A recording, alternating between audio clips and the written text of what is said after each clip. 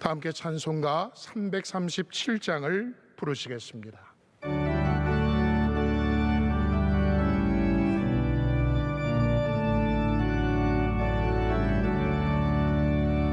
내 모든 시험 무거운 짐을 주 예수 앞에 아뢰이면 근심에 쌓인 날 돌아보사 내 근심 모두 맡으시네. 무거운 짐을 나홀로 지고 견디다 못해 쓰러질 때 불쌍히 여겨 구원해 주리. 은혜의 주님 오직 예수.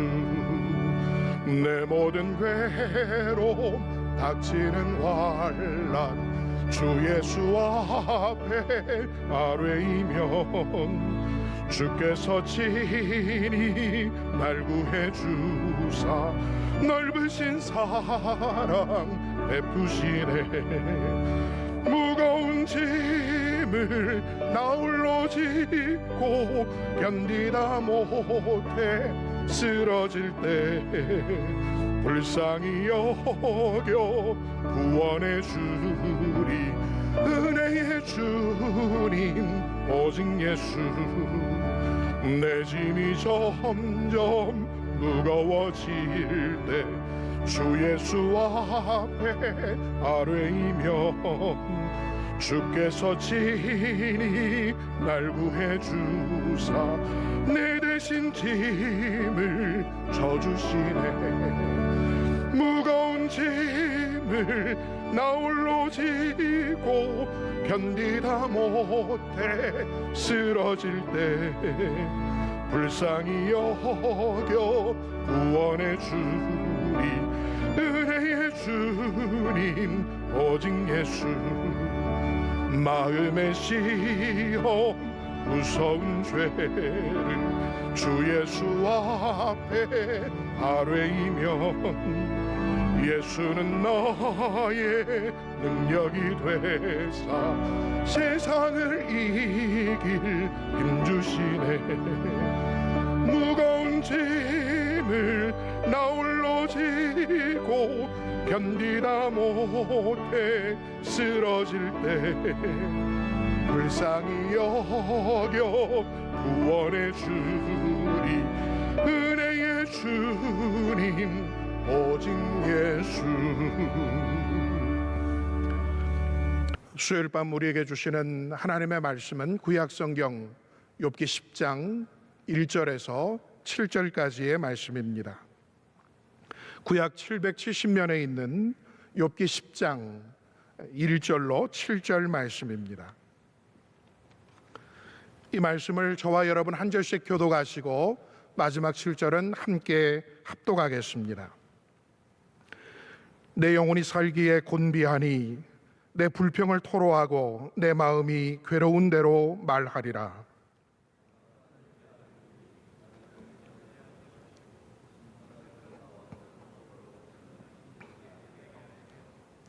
주께서 주의 손으로 지으신 것을 학대하시며 멸시하시고 악인의 꾀에 빛을 비추시기를 선히 여기시나이까.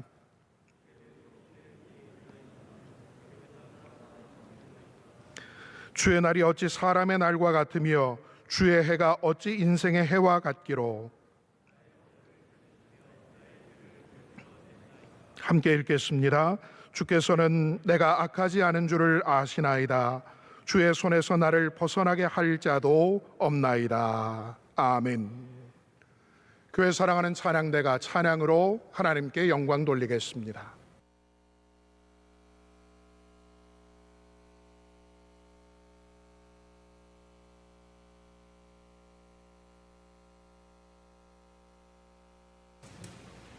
전능하신 하나님 앞에서 제아의 말씀 선포하실 때 큰 은혜의 시간이 될 줄로 믿습니다. 네, 우리 찬양대 통해서 하나님께서 큰 영광 받으신 줄로 믿습니다. 욥기 10장은 일반인들에게는 제가 욥기 10장을 찾다가 참 재밌었는데 일반인들한테는 욥기 10장이 일반 신문에 욥기 10장의 언급이 나오는 거예요. 그래서 이게 무슨 일인가 하고 봤더니 욥기 10장 10절에 이제 엉긴 젖이라는 표현이 나와요. 엉긴 젖. 하나님께서 이제 나를 젖과 같이 쏟으셨으며 엉긴 젖처럼 엉기게 하지 아니하셨나이까. 이게 이제 굉장히 딱딱해지는 그런 걸 말하죠. 그래서 버터나 이제 치즈를 말하는 건데 아마 버터일 가능성이 크겠죠. 아마 세상 사람들은 성경에서 어떤 오래된 욥기가 가장 거의 오래된 성경이라고 생각해 본다면 이게 얼마나 오래전부터 버터나 치즈가 있었던 걸 얘기해 주는 겁니까?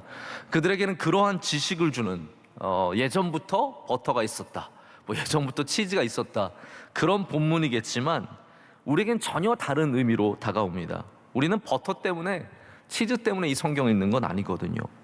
오늘 10장, 9장과 10장 욥이 빌닷에게 말하는, 대답하는 이 본문의 말씀은 하나님을 향한 우리들의 탐구, 하나님을 향한 우리들의 간절한 외침, 이 전능하시고 크신 하나님을 향한 우리 인간의 이해를 오늘 우리는 본문에서 찾아보게 됩니다. 제가 욥기를 통해서 계속해서 강조를 드리고 있는데요, 욥기는 하나님에 대한 이야기예요. 할렐루야. 우리 인간에 대한 이야기이기도 하지만 하나님이 어떤 분이신지, 그 오래전의 사람들이 어떻게 하나님을 알아갔는지에 대한 이야기입니다. 그래서 오늘 본문에서도 우리 인간이, 욥도 인간이고 우리도 인간입니다. 욥이 물론 훌륭한 인간이긴 하지만, 그래서 우리보다 훨씬 더 하나님을 많이 알지만 인간 이상으로 알지는 못해요. 사람으로서의 한계가 분명하기 때문에 그 인간으로서 이해하는 하나님에 대한 공통점을 우리 시대를 뛰어넘어서 발견할 수 있게 됩니다. 또 더 나아가서는 그 하나님, 우리가 어떻게 보면 다 이해하지 못하는 하나님을 향해서 반응하는 우리의 모습들, 여기 욥의 외침들이 많이 나오거든요. 하나님 어떻게 그렇게 하실 수 있어요? 그런데 그 외침이 사실 욥의 외침만은 아닙니다. 우리가 어려움을 당할 때도 욥과 똑같이 하나님, 저를 만들어 놓고 저를 어떻게 이렇게 힘들게 하십니까? 왜 태어나게 하셨습니까? 하나님 도대체 무슨 의미입니까? 라고 외치는 것들이 사실 굉장히 비슷하다는 거예요. 욥기를 읽고 시편을 읽으면 욥보다 조금 더 뛰어난 믿음의 다윗을 만나게 돼요. 좀 더 뛰어나다는 표현도 조금 어폐가 있지만, 그런데 다윗도 거의 하나님께 욥과 비슷한 질문들을 많이 합니다. 그러니까 욥이나 다윗이나 우리는 다 알 수 없기 때문에 질문하는 존재이죠. 이게 이해가 되시죠? 우린 질문하는 존재예요. 왜 하나님, 왜 이러십니까? 에 대한 질문을 항상 들을 수밖에 없는 것이고, 우리는 고린도전서 13장이 말하듯이 지금은 거울을 보는 것처럼 희미하지만 언젠가는 주 예수 그리스도를 다시 만나는 날이 오잖아요.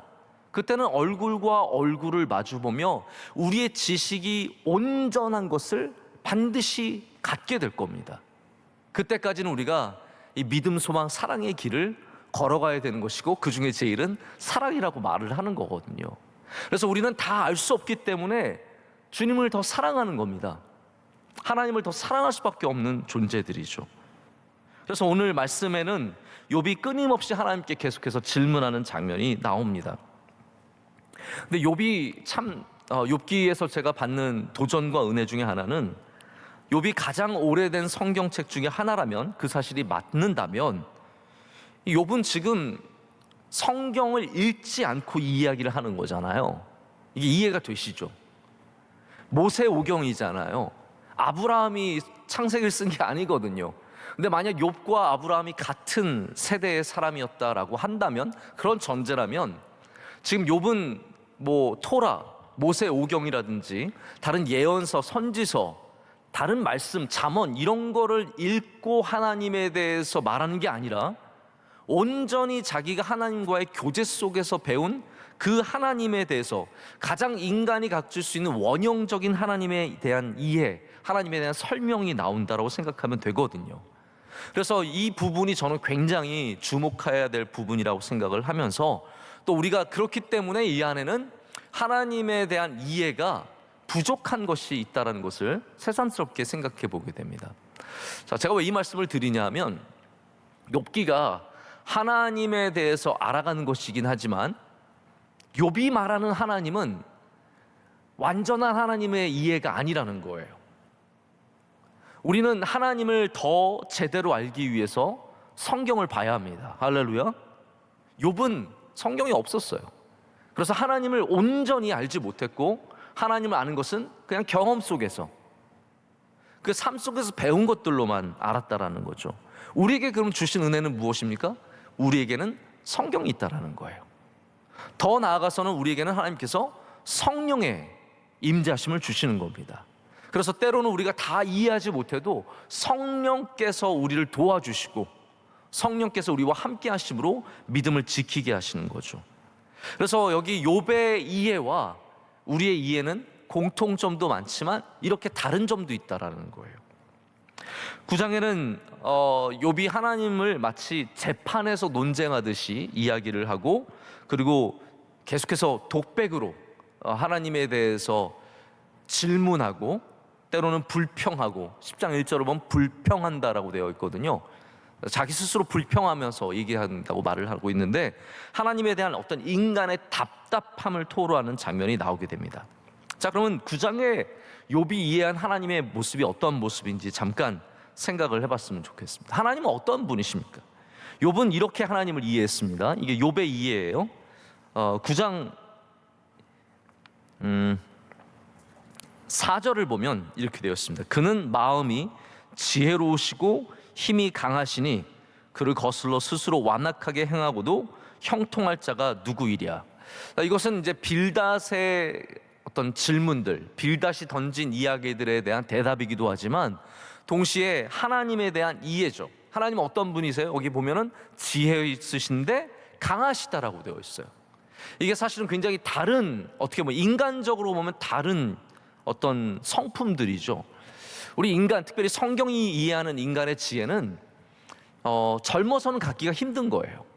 물론 이제 솔로몬이 말하는 잠언에서는 하나님을 아는 것이 지식이고 하나님을 경외하는 것이 지식의 근본이고 뭐 지혜라고 얘기를 하지만, 보편적인 이스라엘 유대인들의 이해는 우리가 나이를 먹어갈수록 지혜로워진다라고 생각을 하는 겁니다. 자, 그런데 나이를 먹으면 우리는 강해집니까? 약해집니까? 대부분의 사람들은 몇 분 빼놓고, 우리 원로 목사님 같은 분만 빼놓고는 대부분은 나이를 먹어갈수록 약해지는 거예요. 그렇기 때문에 지혜와 강함이 함께 있는 것은 아주 특별한 존재인 거죠. 사람에게도 마찬가지 아니겠습니까? 제가 요즘에도 뭐 올림픽 이렇게 선수들 플레이하는 거 보면은 지혜와 강함을 함께 구비한 겸비한 사람들이 많지 않습니다. 어떤 선수는 그냥 냅다 뛰기만 하고, 어떤 선수는 머리는 좋은데 힘은 약하고 기술이 약한 그런 선수들이 있죠. 하나님은 어떤 분이시냐면, 하나님은 지혜가 완전하신 분이십니다. 할렐루야. 하지만 동시에 그 강함이 우리 인간의 기준으로서는 잴 수 없는 영원한 강함을 가지신 특별한 분이심을 여기 이 말씀 가운데 드러내고 있습니다. 이게 욥이 이해하는 하나님이에요. 근데 이 문제는 뭐냐면, 그 하나님의 지혜가, 하나님께서 그 풍부한 지혜를 갖고 계신데도 자기를 이해하지 못하시고 이해해 주지 않으시고, 하나님께서 그렇게 강하시지만 자기를 보호해 주시지 않는, 자기를 돌봐주시지 않고 오히려 그 강함으로 나를 치고 있다는 것이, 그게 욥에게 어려운 점이죠. 여러분 생각해 보십시오. 만약에 내 남편이 있어요. 남편이 있는데 이 남편이 굉장히 건강해요. 건강한데 그 건강함으로 나를 때린다. 그럼 그거는 복이 아니라 저주죠. 나에게 뭐 자식이 있어요. 그 자식이 똑똑해서 엄청 좋은 대학교를 들어갔고 혼자서 알아서 대학원까지 해서 PhD까지 받고 유명한 사람이 되어서 돈을 어마어마하게 벌어요. 그런데 그 지혜 많은 애가 부모를 멸시한다? 그거는 복이 아니라 잘 돼서 남들한테는 장난할지 몰라도 집에 가서는 울게 되는 그러한 저주나 마찬가지거든요. 욥은 지금 하나님의 지혜와 강하심을 굉장히 찬양하는 것 같지만 사실은 자기의 억울함에 비교를 하고 있는 거예요. 근데 우리가 여기서 바꿔야 될 생각은 무엇입니까? 하나님은 그 지혜를 갖고 온 세상을 선하게 이끌어 가시며, 할렐루야, 하나님 그 강하심으로 우리를 사랑의 그 품으로 품어주신다라는 거죠. 자, 두 번째는 하나님은 그런 전지전능하심으로 창조물들을 전적으로 하나님의 뜻 안에서 움직이신다는 겁니다. 이 10절의 고백이 이렇습니다. 측량할 수 없는 큰 일을, 셀 수 없는 기이한 일을 행하신다라고 말합니다. 하나님은 산과 땅과 해와 별들과 하늘과 바다, 이게 쭉 지금 9장 초반에 나오는 하나님의 창조물에 대한 이야기입니다. 그렇게 하나님은 전지전능하심으로 창조물들을 만드셨는데 그 모든 것들을 하나님의 뜻 안에서 움직이신다는 거죠. 그래서 13절에 보면은 라합이라고 하는 존재가 나와요. 우리 라합이라고 하면은 보통 여리고의 기생 라합을 생각을 하는데, 여기 나오는 라합은 전혀 다른 존재입니다. 라합은 리워 여단과 비슷해요. 리워 여단이 어떠한 존재입니까? 이 괴물이잖아요. 욥기가 그래서 괴물 이야기를 할 수 있는 것이 이게 오래된 성경이기 때문이에요. 좀 포르기 이후만 가도 괴물에 대한 이야기가 성경에서 별로 나오지 않습니다. 하지만 이들의 이 아주 오래전에 살았던 사람들이 갖고 있는 괴물에 대한 사람들의 인식이 있는 거죠. 라합은 어떠한 존재냐면 바다에 사는 신화적인 괴물이에요. 근데 이 고대 문서에 나오는 라합은 어떠한 것을 상징하냐면 혼돈, 어마어마한 혼돈의 세력을 상징을 합니다. 근데 하나님께서 라합을 기르는 자들, 라합을 돌보는 자들을 굴복시키시는데, 그게 무슨 말이냐 하면 라합을, 다시 말하자면 라합 자체를 하나님께서 굴복시키신다는 말이에요. 그것은 또 다른 말로 무슨 말이냐 하면 하나님은 혼돈과 싸워서 승리할 수 있는 라합과 리워 여단과 같은 어마어마한 힘을 가진 자들과 싸워서 이길 분은 하나님밖에 없다라는 뜻이에요. 그러니까 욥은 지금 이 말씀을 통해서 하나님이 얼마나 전지전능하신 분이신지를 보여주고 있는 거예요. 심지어는 하나님이 이 힘만 아니라 의로서 하나님과 대결해도 아무도 그 대결을 이길 수 없다라고 표현을 하는 겁니다. 하나님은 그러한 분이시라고 욥기에서 욥이 설명을 하고 있습니다. 또 하나님은 세 번째로 보이시지 않는 존재라고 설명합니다. 11절을 보면 그가 내 앞으로 지나시나 내가 보지 못하며 그가 내 앞에서 움직이시나 내가 깨닫지 못하느니라. 여러분, 이 말씀은 하나님이 어떤 형체를 가진 우상이 아니라 우리가 찾을 수 없는, 볼 수 없는 형체, 이미지가 없는 바로 그 하나님이 말씀하시는 나는 나라고 말씀하시는 그것을 보여주는 굉장히 신학적으로 올바른 이야기예요. 문제는 뭐냐면 욥이 이렇게 하나님의 전지전능하심도 알고 하나님 창조주 되신 하나님도 알고 이렇게 보이시지 않는 하나님도 알지만 그게 나에게 복이 된다는 표현이 전혀 나오지 않는다는 거죠. 하나님께서 전지전능하신데 내가 은혜를 누리지 못하고 하나님이 힘이 강하신데 그 은혜를 내가 누리지 못한다는 것. 하나님 지혜가 많으신데 내가 그 은혜를 누리지 못한다는 것. 그것이 바로 욥이 갖고 있는 답답한 마음이라는 거죠. 그래서 하나님은 일방적이라고 네 번째는 표현합니다. 16절에 이렇게 말하죠. 가령 내가 그를 부름으로 그가 내게 대답하셨을지라도 내 음성을 들으셨다고는 내가 믿지 아니하리라. 이게 얼마나 억울하면 이렇게 얘기를 하겠어. 하나님이 대답을 하셨더라도 하나님 내 음성 들어서 그렇게 한 게 아니라는 거예요. 하나님은 일방적인 분이시라서 하나님이 빼앗으시면 막을 수 없고 진노하시면 돌이키시지 않고 자기는 아무 대답도 하지 못하고 내가 아무리 외쳐봤자 하나님이 대답하는 것 같아도 사실은 그것이 하나님이 대답하는 게 아니라는 겁니다. 여러분, 우리가 욥처럼 이렇게 많은 아픔을 가지면요 하나님을 향한 원망이 쌓여져 가는 것 같아요. 그래서 하나님의 전지전능하심이, 하나님의 위대하심이 아름답게 고백되어지는 것이 아니라 나에게 오히려 시험으로서, 아픔으로서 고백이 되고 있는데 그것이 바로 오늘인 이 욥이 9장에서 보여주는 모습들입니다. 하나님이 왜 나와 상관하지 않으실까? 아마 그런 느낌을 가져보신 분들이 있으실 거예요. 왜 하나님은 내가 이렇게 몇 년 동안 수고하고 애썼는데 왜 내 소원을 안 들어주실까? 이번에도 또 안 들어주시나?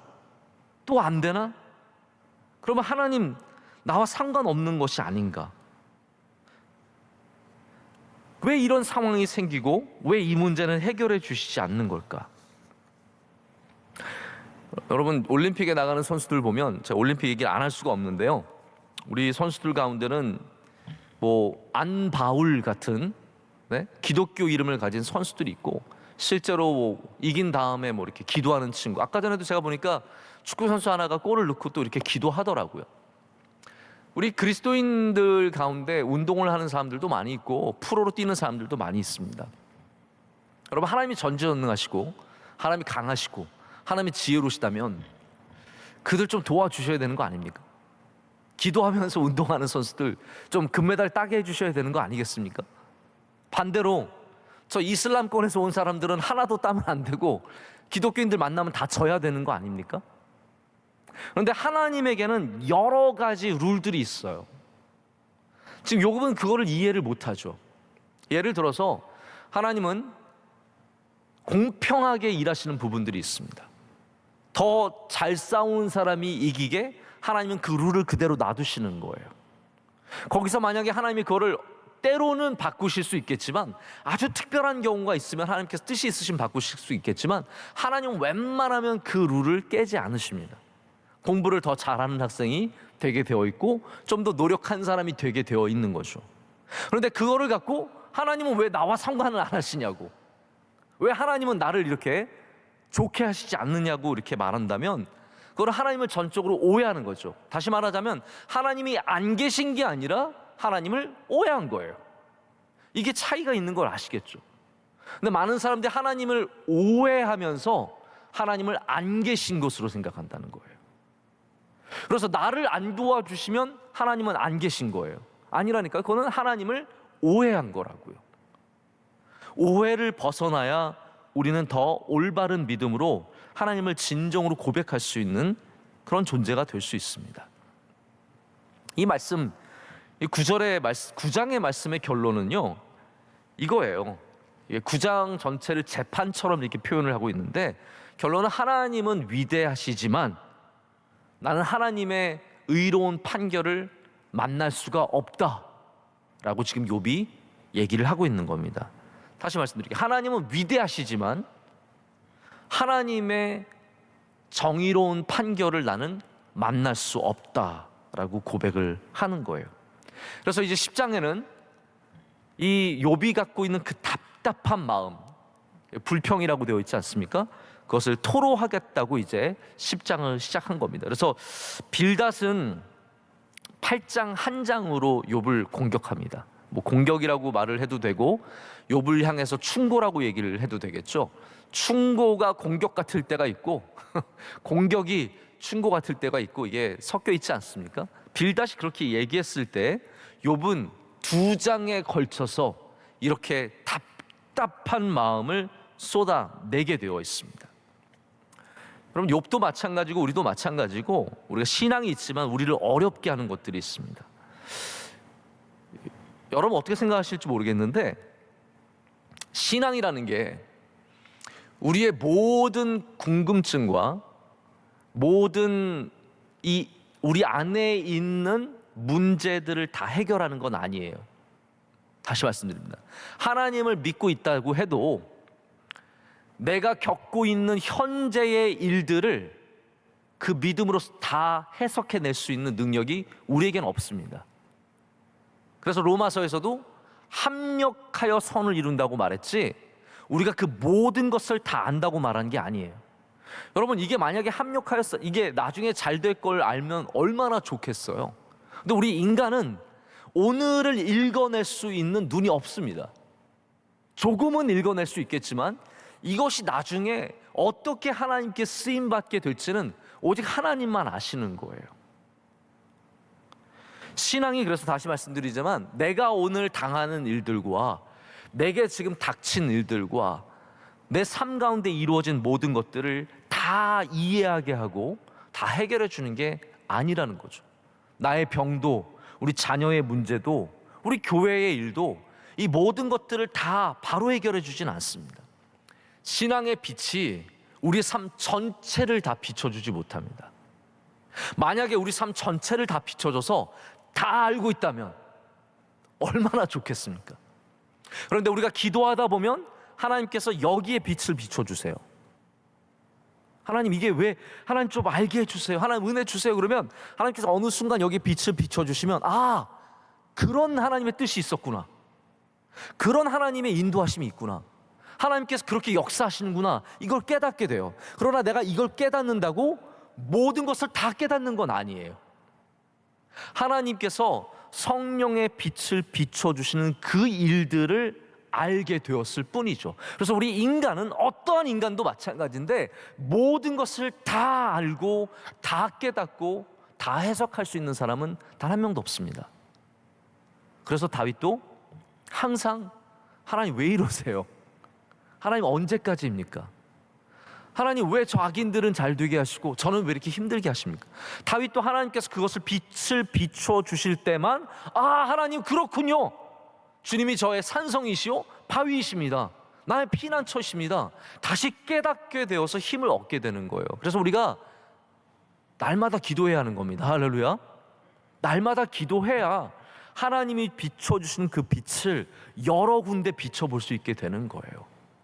저도 살아오면서 제가 이해할 수 없는 일들을 만날 때가 참 많았습니다. 근데 제가 그 일들을 넘어간 것은 제가 다 이해해서 넘어간 게 아니라 그냥 기도하고 넘어가는 거죠. 그 가운데는 하나님께서 그때 알게 하신 것도 있고, 몇 년 지나서 알게 하신 것도 있고, 아직도 여전히 모르는 것들이 많이 있습니다. 여러분, 우리 인간은 다시 말씀드리지만 모든 것을 알 수 있는 존재가 아닙니다. 신앙이라는 것은 내가 모든 것을 해석할 수 있다는 그러한 표현이 아닙니다. 신앙이라는 것은 하나님의 빛을 비춰주시는 그 부분을 우리가 알게 되고 깨닫게 되고 믿게 된다라는 표현일 뿐입니다. 여러분, 하나님은 전지전능하신데 왜 우리 가운데 이런 문제들이 있습니까? 왜 하나님은 전지전능하신데 그 젊은 왜 엄마를 일찍 데려가셨습니까? 하나님은 전지전능하신데 왜 우리 저 어린 딸은 왜 일찍 죽었습니까? 하나님은 전지전능하신데 왜 그 아이는 장애를 갖고 태어났습니까? 하나님이 사랑이 많으시다는데 어떻게 그런 일들이 일어날 수 있습니까? 우리는 전지전능하신 하나님 앞에서 갖고 있는 질문이 많이 있습니다. 그렇기 때문에 우린 욥처럼 질문할 수밖에 없고, 그렇기 때문에 우리는 욥의 시대가 아니라 우리는 신약의 시대에 살아가면서 성령님을 의지하여 기도할 수 있습니다. 이것이 욥과 우리의 정말로 큰 차이점이에요. 우리는 성령님을 의지할 수 있고, 우리는 우리의 중보자 예수 그리스도가 계십니다. 그렇기 때문에 우리는 문제 속에서도 주님의 보혈을 의지하고 성령의 기름을 의지해서 우리가 이 시간들을 살아가는 것이죠. 욥은 전지전능하신 하나님께 이렇게 질문합니다. 이런 질문이죠. 욥의 오늘 10장의 질문은 어떤 질문이냐면요, 하나님, 내가 도대체 뭘 잘못한 거예요? 이게 욥의 질문이에요. 그걸 가르쳐 주세요. 제가 어디서부터 잘못했는지 말씀해 주시면 제가 고칠게요. 10장 2절 말씀 우리 한번 같이 보시죠. 10장 2절의 말씀을 우리 예배를 도우러 앉아 계신 여러분들, 또 여러분의 삶의 자리에서 지금 예배에 참석하는 모든 여러분들 한 목소리로 함께 읽겠습니다. 내가 하나님께 아뢰오리니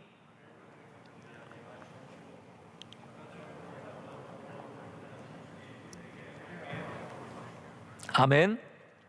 무슨 까닭으로 나와 더불어 변론하시는지 내게 알게 하옵소서. 이게 욥이 던지는, 하나님께 던지는 가장 궁극적인 질문입니다. 하나님, 왜 이 재판이 열렸습니까? 하나님, 도대체 제가 왜, 무슨 죄로 지금 이렇게 하나님 앞에 불려왔습니까? 무슨 죄가 있길래 여기 빌닷도 그렇고 엘리바스도 그렇고 이 사람들이 나를 정죄하고 있는데, 그렇다면 무슨 죄입니까? 라고 물어보는 거예요. 여러분, 이렇게 한번 생각해 보시면 좋을 것 같아요. 만약에 여러분께 벌금 통지서가 날라왔어요. 7만 원짜리 주차 위반 통지서예요. 이런 거 하나 받으면 진짜 마음이 너무 슬프잖아요.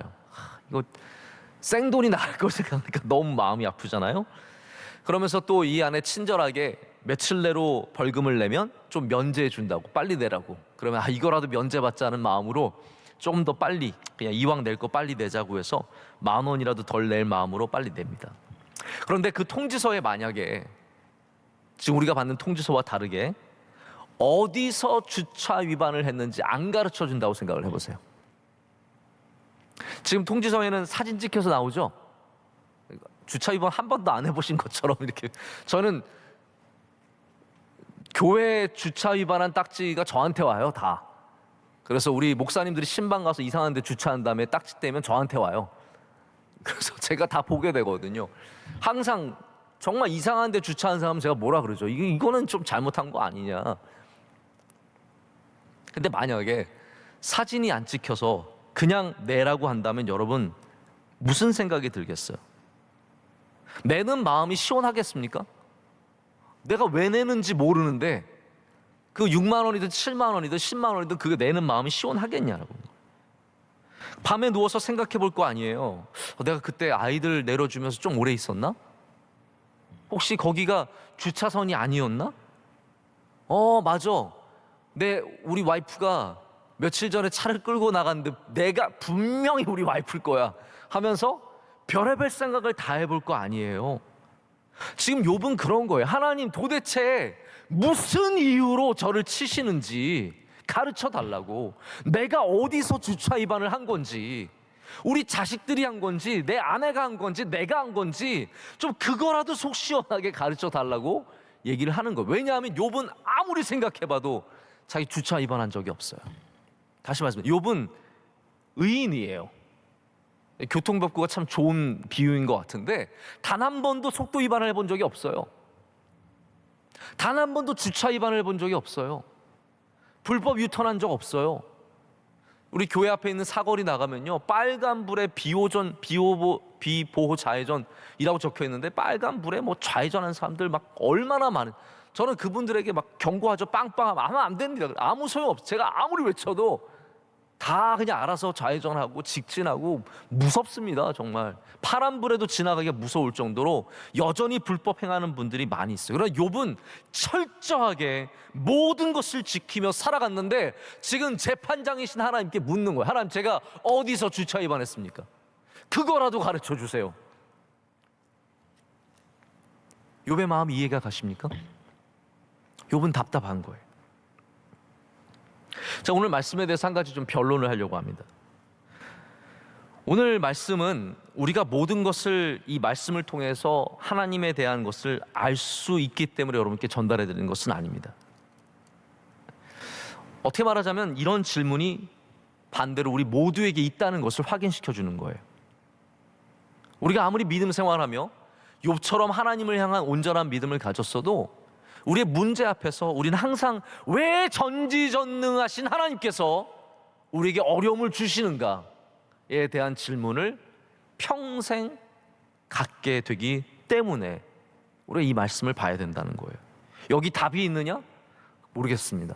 온전한 답이 있는지 그건 여러분들이 더 찾아보셔야 되는데 분명한 것은 욥은 그 알 수 없는 그 일로 인해서 괴로워하며 힘들어하고 있고 그것이 우리의 모습과 굉장히 비슷하다는 겁니다.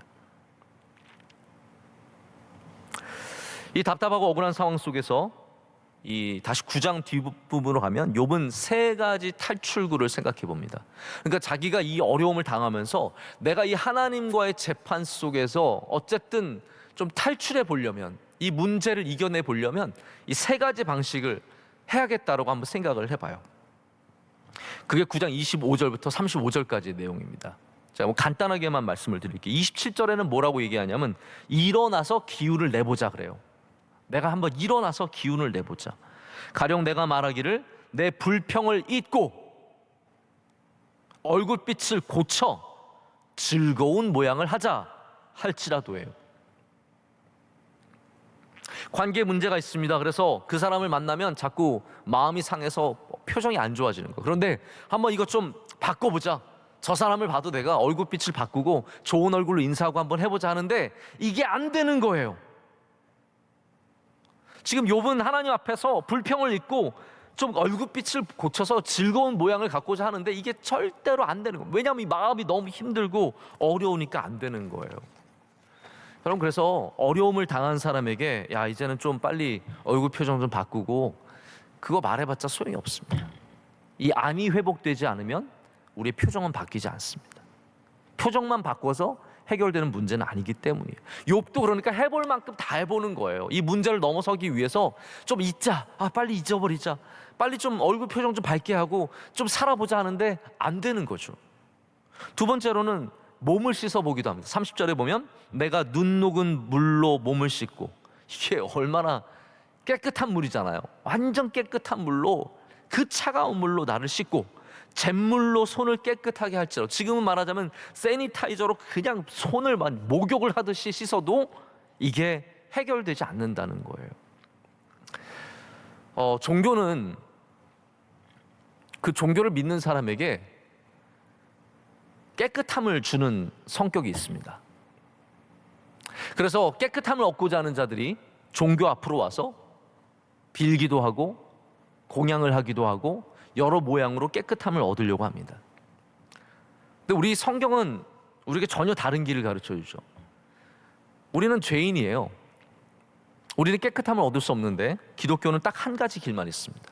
오직 예수 그리스도를 통해서만 우리가 의로워질 수 있다고 얘기를 합니다.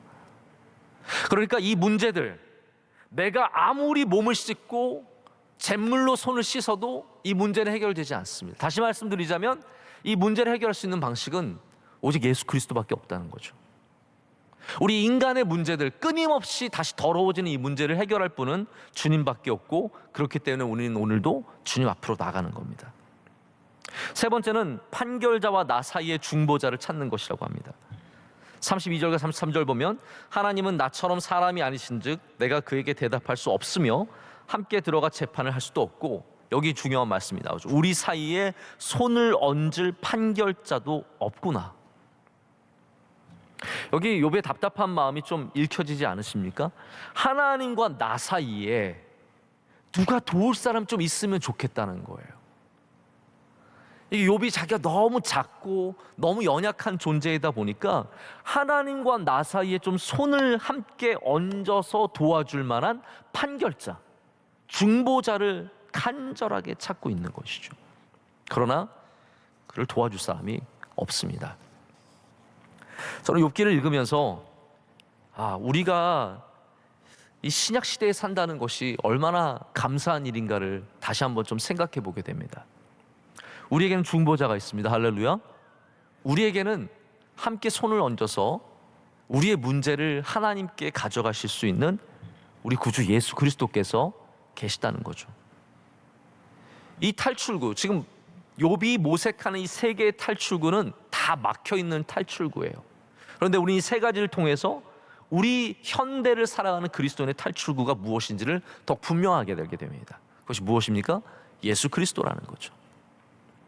우리의 문제를, 우리의 답답함을, 우리의 어려움을 도와주실 분은 예수 그리스도밖에 없다는 것을 다시 한번 이 욥의 말씀을 통해서 생각해 보게 됩니다. 10장으로 다시 넘어와서 욥은 하나님께, 전지전능하신 창조주 하나님께서 어떻게 이렇게 하십니까? 라고 외칩니다. 근데 가장 큰 질문이 뭐냐면 3절이에요.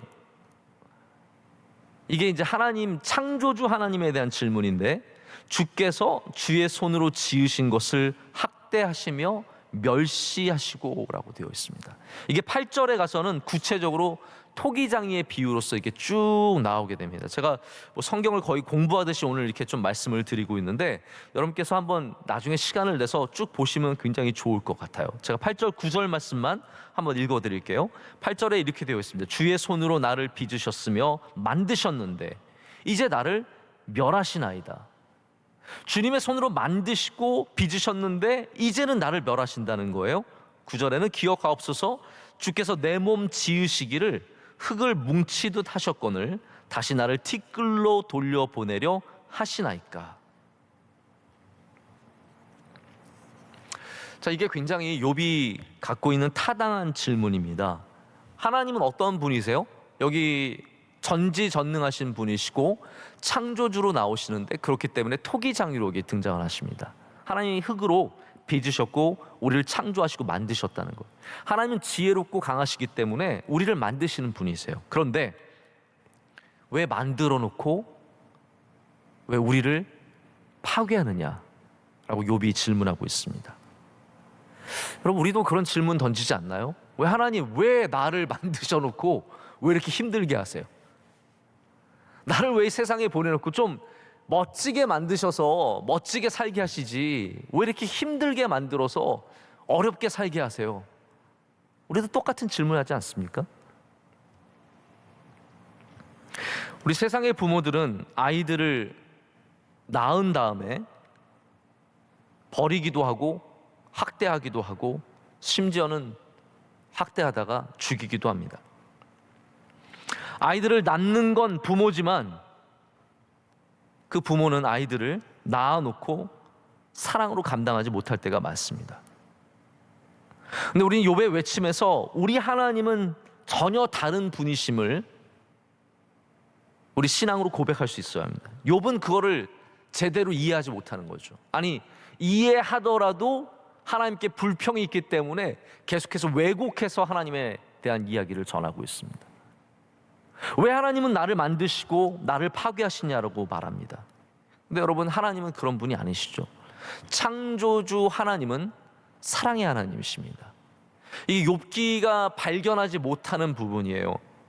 신약 성경에서 예수 그리스도께서 우리에게 다시 전해주는 부분이 이겁니다. 하나님은 사랑이시다. 저 어렸을 때 제일 부러운 친구 중에 하나가 집에 레고가 있는 친구였어요. 레고. 여러분들 레고를 만들어 보신 분들 계십니까? 레고는 어떻게 보면 다시 부수기 위해 만드는 것과 마찬가지예요. 오늘 아이들은 성을 쌓지만 부수고 내일은 다시 집을 짓습니다. 그러나 또 부수고 다음 날은 자동차를 만듭니다. 또 부수고 다시 집을 만듭니다. 이 각각의 것들은 영원한 가치가 없어요. 레고를 만들면서 이거는 영원하다라고 생각하며 만드는 사람은 없습니다. 하지만 인간은 하나님께서 만드실 때 잠깐의 가치로 만드는 것이 아니라 영원한 가치를 두고 만드십니다. 할렐루야. 이게 하나님께서 우리를 부수지 않으시는 이유이며, 고난과 환난과 여러 어려운 모습 속에서도 우리에게 영원이 있기 때문에 우리가 다른 관점을 가져야 하는 이유입니다. 이게 무슨 말이냐면요, 만약에 우리가 잠깐 존재하는 모습이라면, 그러면 우리 창조주 하나님의 선한 모습이라는 것은 기대할 수가 없습니다. 그냥 만들고 부수고 하는 존재들이에요. 그러나 우리는 이 땅에 머무는 시간은 각각 다르지만 우리 모두는 다 영원을 하나님과 함께 동행해야 하는 존재예요. 영원의 세계를, 이 땅 이후의 삶 속에서 하나님과 영원을 함께 동행하는 존재라는 거죠. 만약에 그렇다면 하나님은 우리를 잠깐 만들고 부수기 위해 존재하기, 그렇게 해서 만드신 것이 아니라 우리를 영원토록 함께 동행하시기 위해서 만드셨기 때문에 전혀 다른 가치를 두고 계시다는 거죠. 우리의 모습과 상관없이 하나님 우리를 사랑하시고 우리를 가장 귀한 존재로 여기신다는 겁니다. 우리가 귀한 이유는, 저는 이런 좀 오해가 없었으면 좋겠어요. 교인들 가운데서도 저분은 귀하게 쓰임받는다, 그런 표현 잘하죠. 저도 뭐 기도할 때 귀하게 쓰임받게 해달라. 근데 우리가 귀하게 쓰임받게 해달라 할 때 무슨 의미인가요? 그게 사실은 높은 자리, 좋은 자리, 건강하고 물질도 잘 벌고 가정도 화목하고 이런 거 아니겠습니까? 결국 우리가 귀한 것, 좋은 것들은 다 이런 인간적인 어떤 이 땅의 복들과 굉장히 깊은 연관이 있어요. 근데 하나님의 사랑은 물질로만, 가정의 화목으로만, 혹은 내가 이 세상에 잘 되는 것으로만 드러나지 않습니다. 저는 오히려 이렇게 생각합니다. 우리 존재 자체가 하나님 사랑의 증거라는 것이죠. 그것은 내가 뭐 키가 190이든 160이든 내가 몸무게가 200kg든 50kg든 상관없이 하나님께는 똑같이 사랑의 대상이다라는 거예요. 제가 오늘 이제 말씀을 좀 정리하고 맺으려고 하는데요. 하나님은 우리를 지으신 분만이 아니라, 지으셨을 뿐만 아니라 우리를 가장 사랑하시는 분이라는 사실을 잊어서는 안 됩니다. 욥이 그것을 받아들일 수 없는 마음의 상태일 뿐만 아니라 그것을 이해할 수 없는 시대에 살았다라는 것이죠. 하나님 우리를 만드셨고 우리를 가장 사랑하신다는 것. 세상의 신과 다르기 때문에 우리를 재미삼아 만드신 것이 아니라 우리를 사랑하시고 영원토록 사랑하신다는 그 사실을 욥은 알지 못했던 겁니다. 한때 우리나라에서 닉 부이치치 신드롬이 불었던 적이 있습니다. 기억하십니까? 닉 부이치치. 이분은 팔다리가 성하지 않은 장애인이죠. 보기에도 그렇게 멋지게 보이기 힘든 그런 장애인입니다. 하지만 이분은 정말 큰 낙심과 좌절과 멸시를 이겨내서 강연가로서 많은 활동을 하고 있습니다. 그럼 닉 부이치치를 보면 뭘 느끼십니까? 나는 사지가 멀쩡해서 다행이야. 그런 거 많이 느끼지 않나요? 아, 저 사람도 살아가는데 나도 살아야지. 이런 거 많이 느끼지 않습니까? 근데 닉 부이치치가 앞에 나와서 막 쓰러졌다 일어나는 거 보면서 나도 일어났는데 여러분도 일어나세요. 그럼 막 감동이 돌죠. 야, 저 사람도 일어났는데 나도 일어나야지. 그것도 맞는 말이고 목적 중에 하나일 거예요. 닉 부이치치는 원래 욥처럼 하나님께 항변했던 사람입니다. 하나님 어떻게 날 이렇게 만드실 수 있어요? 여러분 그렇게 태어나면 그런 질문 안 할 수 있겠어요? 네? 그렇게 다른 사람과 다르게 태어났는데 하나님께 그런 질문 안 할 수 있겠습니까? 왜 나를 이렇게 만드셨습니까? 근데 닉 부이치치가 이걸 이겨낸 방식은 다시 팔다리가 생겨서 이겨낸 게 아니에요. 다시 정상의 모습을 가져서 이걸 이겨낸 게 아니라 하나님께서 만드신 그대로 나를 사랑한다는 것을 깨달았을 때 그것을 이겨낼 수 있었던 겁니다. 다시 말해서 장애가 저주가 아니라는 거, 이거를 자기가 하나님 안에서 깨달았을 때 그것을 넘어서게 되는 거예요. 내가 장애가 있지만 이게 하나님께서 나를 미워하셔서 어떤 이유가 있어서 그래서 날 이렇게 만드신 게 아니라 이 모습 그대로 하나님께서 나를 온전히 사랑하신다는 것을 깨달았을 때 그 동굴에서 빠져나올 수 있었던 거죠. 그럼 우리도 불평과 답답함과 억울함의 동굴 속 그런 늪에서 빠져나오기 위해서는 이 모습 그대로 하나님이 나를 사랑하신다는 것을 잊지 말아야 합니다. 할렐루야. 우리 자녀의 모습들도 마찬가지입니다. 그 모습 그대로 하나님께서 사랑하신다는 것. 우리는 당연히 자녀가 더 잘 되면 좋겠죠. 그러나 이미 그 모습 그대로 하나님께서 그들을 사랑하고 계신다는 것을 알게 된다면 우리는 좀 넘어설 수 있게 되는 겁니다. 내게 부족한 모습들이 많이 있지만 이 모습 그대로 하나님께서 나를 사랑하신다는 것을 알게 된다면 우리는 더 이상 나에게 왜 그러세요가 아니라 하나님 그 사랑을 더욱 온전히 누리게 해달라고 기도하게 되죠. 욥기에는 사랑이라는 말이 거의 등장하지 않습니다. 제가 찾아보진 않았지만 사랑하는 말이 등장하지 않는 것 같아요. 성경에는 사랑이라는 말이 예수 그리스도로 인해서 온전해졌고 그리고 주님으로 인해서 더욱더 강력해졌기 때문에 우리 신약에 살아가는 사람들이 비로소 하나님의 사랑을 온전하게 알게 된 겁니다. 저는 이게 우리에게 주신 은혜라고 생각해요. 우리는 욥보다 훨씬 더 부족한 사람들이지만 우리는 하나님을 더 온전히 아는 이유는 우리가 다른 것이 아니라 하나님이 우리를 사랑하신다는 사실을 그 누구보다도 분명하게 믿고 알고 있기 때문입니다. 여러분 안에 있는 그 하나님의 사랑이 오늘도 확실하게 드러나고 더 커져가고 더 은혜 가운데 여러분 가운데 충만해지기를 진심으로 축복합니다. 우리 함께 찬양하시겠습니다.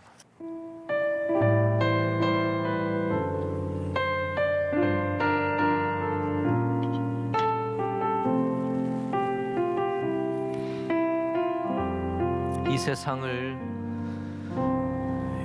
세상을 살아가는 동안에 나의 힘을 의지할 수 없으니 기도하고 낙심하지 말 것은 주께서 참 소망이 되심이라. 주의 길을 걸어가는 동안에 세상의 것 의지할 수 없으니 감사하고 낙심하지 말 것은 주께서 참 기쁨이 되심이라. 하나님의 꿈이 나의 비전이 되고 예수님의 성품이 나의 인격이 되고 성령님의 권능이 나의 능력이 되길 원하고 바라고 기도합니다. 이제는 우리 주 예수 그리스도의 크신 은혜와 하나님 아버지의 영원하시고 변함없으신 사랑과 성령님의 함께하시며 인도하심이 주의 말씀을 붙잡고 다 이해하지 못하고 다 깨닫지 못했을 때에도 주님을 신뢰하며 나가기를 원하는 모든 사랑하는 주의 백성들 가운데 이제로부터 영원토록 함께하시기를 간절히 축원하옵나이다. 아멘.